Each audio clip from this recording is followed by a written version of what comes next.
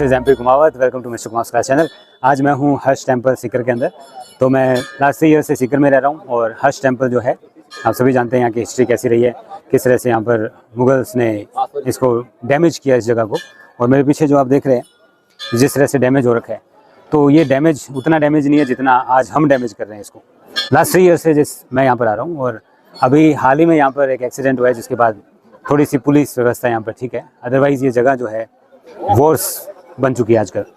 ये असल में धार्मिक जगह से ज़्यादा, वैसे यहाँ शिवालय है तो शिवालय धार्मिक जगह है वैसे, और यहाँ पर भैरव जी का मंदिर भी है, तो धार्मिक जगह से कहीं ज़्यादा ये जगह आजकल शराबियों का अड्डा बन चुका है और लोफर्स यहाँ पर भरपूर मात्रा में देखने को मिलते हैं। जैसा हम डिस्कस कर रहे थे कि भक्ति आजकल कितनी विचलित हो गई है, कितनी डिस्टर्ब हो गई है। भैरव जी महाराज के यहाँ पर शराब चढ़ती है, जैसा सब जानते हैं। तो शराब चढ़ाना ठीक है, ऐसे रिचुअल्स बने हुए हैं। वैसे तो भगवान का ऐसी चीज़ों से कोई लेना देना होता नहीं है, लेकिन फिर भी अगर शराब चढ़ाई जा रही है तो ऐसा क्यों नहीं हो रहा कि पूरी की पूरी बोतल ही चढ़ा दी जाए।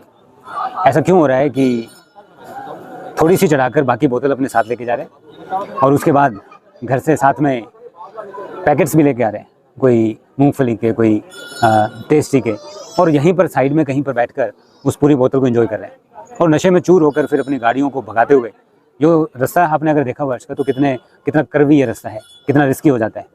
तो जैसे मैंने भी कहा, हाल ही में एक्सीडेंट हुआ है, एक गाड़ी पहाड़ से नीचे गिर गई और 2 लोगों की उसमें जान चली गई और थर्ड वन की जो हालत है वो काफ़ी क्रिटिकल बनी हुई है। तो समझने वाली बात है कि क्या कर रहे हैं हम, भक्ति के नाम पर नशे करके और उस तरह से गाड़ियाँ भगा रहे हैं और लोगों की जान भी खतरे में डाल रहे हैं। तो अभी कुछ दिनों से पुलिस व्यवस्था होने की वजह से थोड़ा मामला यहाँ शांत है। अदरवाइज़ आप देखते हो कि शराब के नशे में चूर अंडरगारमेंट्स के अंदर गाड़ियाँ रास्ते में रोककर म्यूज़िक चलाकर बाहर नाच रहे होते हैं, अश्लीलता का एक बहुत ही गंदा प्रदर्शन कर रहे होते हैं। तो यहाँ पर ये बात समझ में आती है कि ये हम किस ओर जा रहे हैं। तो मुगलों ने ये जो डैमेज किया इस जगह को, इस सुंदर जगह को कितना ख़राब किया, वो तो चलो किया, पास्ट की बात थी। और हम क्या कर रहे हैं, इसको और भी ज़्यादा डैमेज कर रहे हैं, और ख़ास करके हम हिंदू लोग।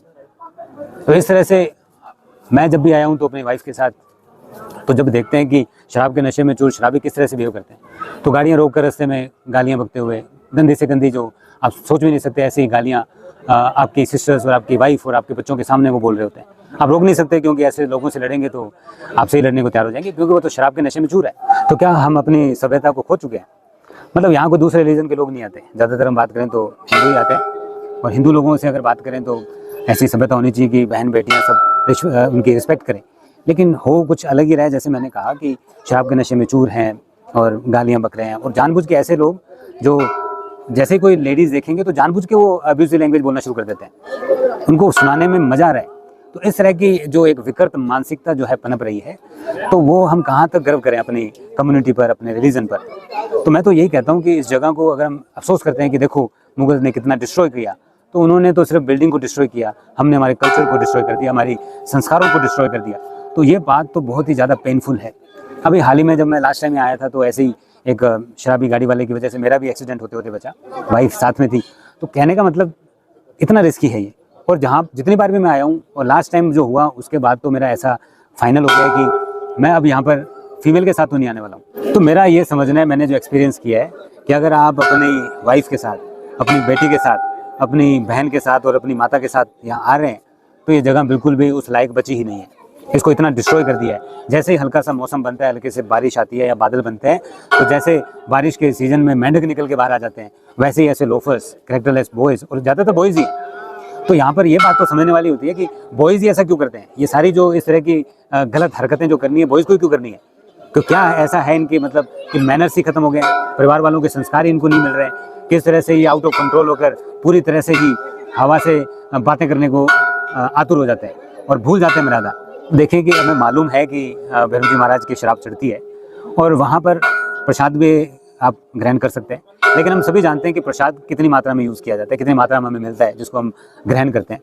तो उसी वे में अगर शराब को प्रसाद रूप में अगर आप ग्रहण भी कर रहे हैं तो वो इतनी सी हो सकती है।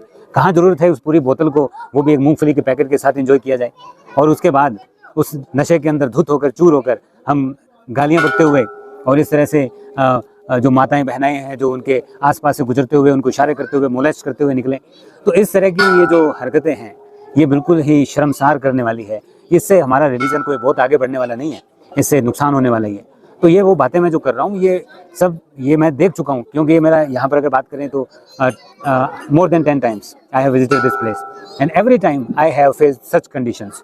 तो मेरे साथ ऐसा बहुत बार हो चुका है कि डर लगता है कि जब वाइफ के साथ आते हैं तो कोशिश यही होती है कि जल्दी से जल्दी यहाँ से निकलो, अपने ही देश के अंदर, अपनी जगह के अंदर, अपने रिलीजियस जगह, एक मंदिर, वहाँ पर अगर आपको ये फील हो रहा हो कि जल्दी से निकल जाना चाहिए, नहीं तो पता नहीं क्या अनहोनी हो जाए, क्योंकि यहाँ तो सब नशे में धुत है, चूर है, तो वहाँ पर इससे ज़्यादा विडंबना और क्या हो सकती है।